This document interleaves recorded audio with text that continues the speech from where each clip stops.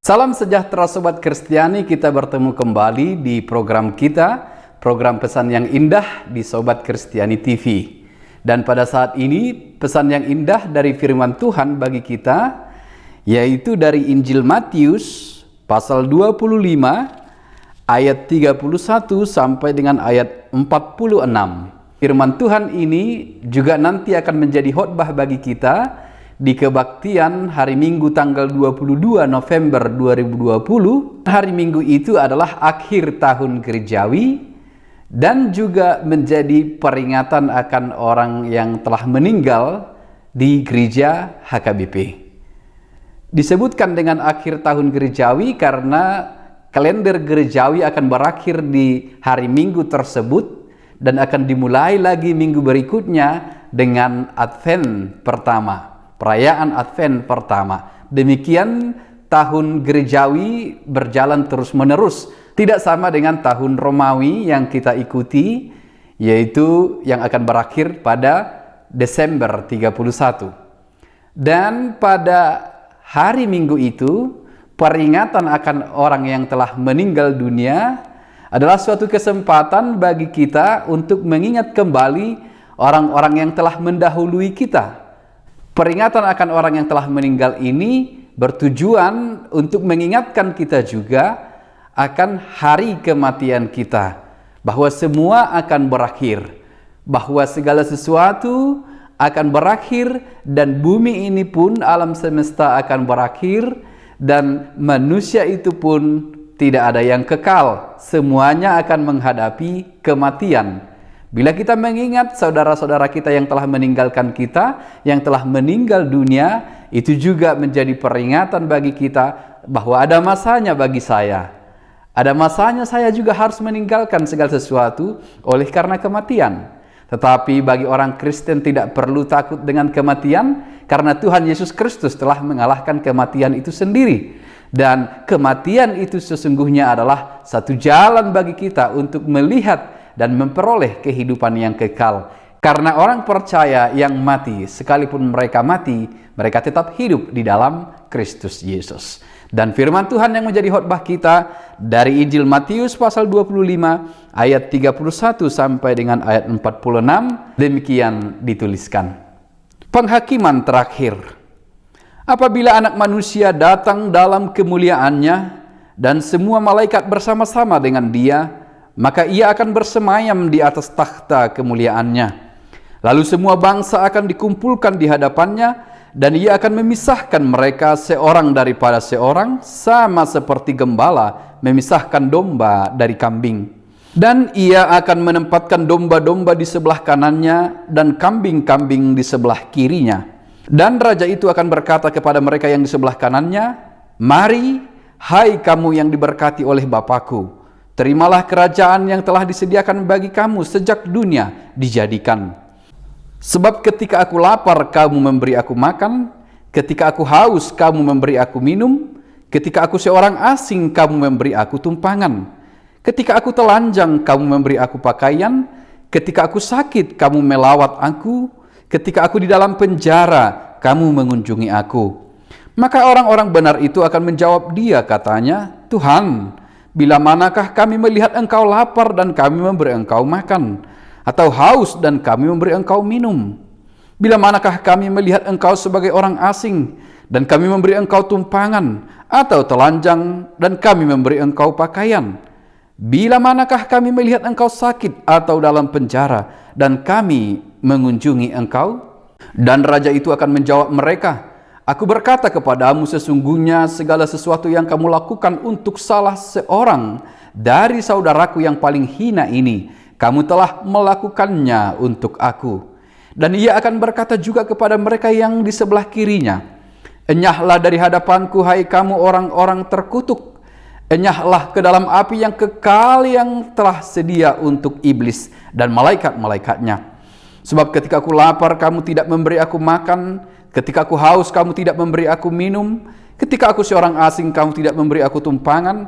Ketika aku telanjang, kamu tidak memberi aku pakaian. Ketika aku sakit dan dalam penjara, kamu tidak melawat aku." Lalu mereka pun akan menjawab Dia, katanya, "Tuhan, Bila manakah kami melihat engkau lapar atau haus, atau sebagai orang asing, atau telanjang atau sakit, atau dalam penjara dan kami tidak melayani engkau? Maka ia akan menjawab mereka, aku berkata kepadamu, sesungguhnya segala sesuatu yang tidak kamu lakukan untuk salah seorang dari yang paling hina ini, kamu tidak melakukannya juga untuk aku. Dan mereka ini akan masuk ke tempat siksaan yang kekal, tetapi orang benar ke dalam hidup yang kekal. Demikian firman Tuhan. Sobat yang dikasihi Tuhan Yesus Kristus, satu yang khas dari Injil Matius, penulis mengelompokkan dalam 5 bagian besar tentang pengajaran ataupun wejangan ataupun khotbah Yesus. Dimulai dari bagian pertama, yaitu khotbah di bukit, dilanjutkan dengan pengajaran wejangan dalam proses pemanggilan murid-murid. Kelompok yang ketiga adalah perumpamaan pengajaran wejangan tentang kerajaan Allah. Dan yang keempat adalah disiplin peraturan jemaat. Dan bagian kelima adalah khotbah ataupun pengajaran-pengajaran tentang hari kedatangan Yesus yang kedua kali, ataupun pengajaran-pengajaran tentang akhir zaman.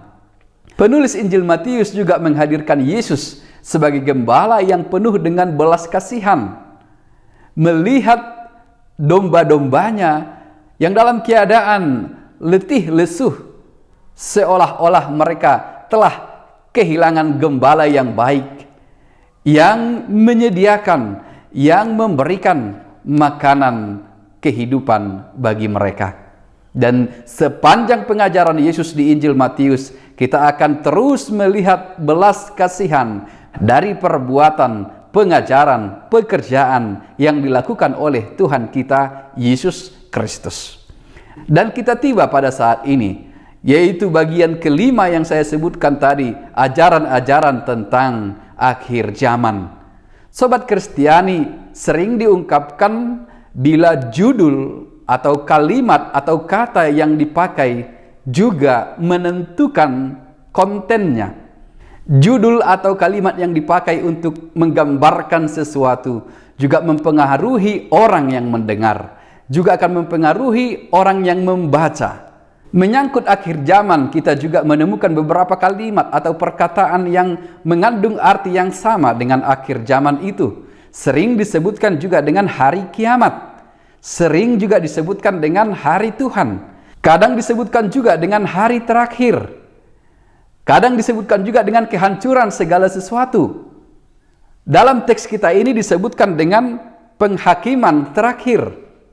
Bila disebutkan dengan istilah hari kiamat, orang yang mendengarkan akan terpengaruh dengan kengerian suatu peristiwa di mana berakhirnya segala sesuatu. Tetapi bila disebutkan dengan akhir zaman, kita akan terbayang dengan akhir segala sesuatu.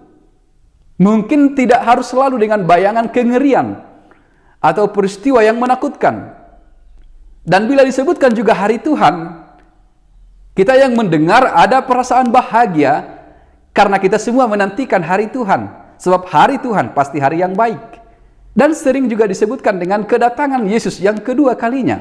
Bila disebutkan tentang penghakiman, yang ada di pikiran kita adalah satu perilaku. Karena di dalam penghakiman itu ada pengadilan. Ada pernyataan sesuatu yang benar dan sesuatu yang tidak benar. Dan itu berhubungan dengan tingkah laku, berhubungan dengan perbuatan. Walau pengadilan, walau penghakiman juga mempertimbangkan motivasi seseorang melakukan, tetapi pengadilan, penghakiman selalu fokus pada tindakan itu sendiri, perilaku atau perbuatan itu sendiri. Oleh sebab itu, firman Tuhan yang kita baca ini tidak ada alasan bagi kita untuk mengatakan manusia diselamatkan oleh karena perbuatan baik. Sebab bukan itu yang mau dikatakan atau disampaikan oleh firman ini. Karena ini berhubungan dengan penghakiman terakhir. Tentu yang dihakimi adalah perbuatan. Kita percaya bahwa keselamatan kita peroleh melalui iman di dalam Tuhan kita Yesus Kristus. Tetapi iman itu akan melahirkan perbuatan. Dan perbuatan inilah yang akan dihakimi. Bila kita coba mencari benang merah antara apa yang saya sebutkan tadi di awal, bahwa penulis Matius menghadirkan Tuhan Yesus sebagai gembala yang penuh dengan belas kasihan. Dan dalam pengajaran Yesus, dalam khotbah Yesus, belas kasihan itu selalu ditekankan, selalu dinyatakan. Dan kita hubungkan dengan teks kita hari ini. Mereka yang menerima belas kasihan dan kemudian hidup dalam belas kasihan itu akan memperoleh kehidupan kekal, akan ditempatkan di sebelah kanan Tuhan. Mereka adalah para domba. Kepada mereka akan diberikan kerajaan yang telah dipersiapkan oleh Tuhan sejak dahulu kala bagi orang yang percaya kepadanya, bagi orang-orang yang telah diselamatkan oleh karena iman, dan mereka hidup dalam belas kasihan dan mengasihi semua orang. Dan sebaliknya, orang-orang yang tidak hidup dalam belas kasihan, sekalipun telah menerima belas kasihan, mereka akan memperoleh upah daripada perbuatan mereka, yaitu seperti apa yang disebutkan dalam teks kita ayat 46, dan mereka ini akan masuk ke tempat siksaan yang kekal, tetapi orang benar ke dalam hidup yang kekal. Lalu Sobat Kristiani, apa pesan teks ini kepada kita? Pesan yang indah bagi kita pada saat ini adalah belum terlambat, masih ada waktu, belum datang hari Tuhan. Kita tidak tahu kapan datangnya, kita tidak tahu kapan akhir zaman itu, sekalipun diberitahukan tentang tanda-tanda sebelum pasal 25 ini di pasal 24. Tetapi pada akhirnya tidak ada seorang pun dari kita yang tahu. Tidak ada seorang pun yang tahu kecuali Dia, Tuhan kita Yesus Kristus. Tetapi sebelum itu tiba, kita diperingatkan, diajarkan, hari ini hiduplah di dalam belas kasihan karena engkau telah menerima belas kasihan. Apa yang kau kerjakan hari ini, buah dari imanmu, dapat menentukan posisimu di mana engkau hari esok. Hubungannya dengan memperingati orang yang telah meninggal, orang yang telah mati. Kita perlu mengingat bahwa semua orang akan berdiri di hadapan Dia, Tuhan, Anak Manusia yang akan datang itu, untuk mempertanggungjawabkan setiap perbuatan yang mereka lakukan. Dan bagi kita masih ada waktu. Dan ini adalah anugerah Tuhan. Waktu ini adalah kemurahan Tuhan. Pergunakanlah sebaik mungkin. Hiduplah dalam belas kasihan karena engkau telah menerima belas kasihan Tuhan. Amin.